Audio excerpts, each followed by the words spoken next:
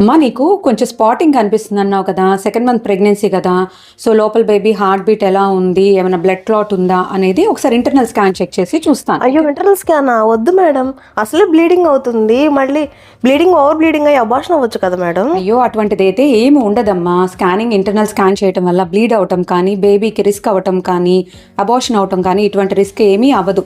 So first 2 months of ప్రెగ్నెన్సీలో ఏంటంటే పైన అబ్డామిన్ స్కాన్ చేయటం కంటే ఇంటర్నల్ స్కాన్లోనే బేబీ క్లియర్గా తెలుస్తుంది. బేబీ హార్ట్ బీట్ కానీ, బేబీ ఎలా ఏర్పడ్డారు, ఏమైనా బ్లడ్ క్లాట్ ఉందా, ఇలాంటిదే కాకుండా గర్భసంచిలో ఏమైనా ప్రాబ్లమ్స్ ఉంటాయి, ఫైబ్రాయిడ్స్ కానీ, ఒవేరియన్ సిస్ట్స్ కానీ క్లియర్గా మనకి ఇంటర్నల్ స్కాన్లోనే తెలుస్తుంది. సో నువ్వైతే ఏం కంగారు పడద్దు, ఓకేనా?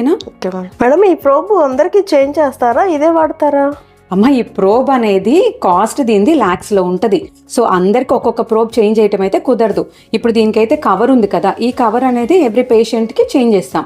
సో నువ్వు రిలాక్స్డ్గా పండుకో, ఏం టెన్షన్ పడద్దు. ఏం ఉంటుందా మేడం? నువ్వు రిలాక్స్డ్గా పండుకుంటే కనుక నీకు ఎటువంటి పెయిన్ అయితే ఏముండదు.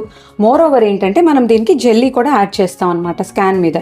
సో జెల్లీ వేయటం కూడా నీకు ఫ్రీగా ఉంటుంది. సో ప్రాబ్లమే లేదు, ఓకేనా? You comfortable? స్కాన్ స్టార్ట్ చేద్దామా? Okay good. సో చూడమ్మా, ఇక్కడ కనిపిస్తుందా? Okay madam. ఇదిగో బేబీ మూమెంట్స్, హార్ట్ బీట్ కూడా బాగానే ఉంది.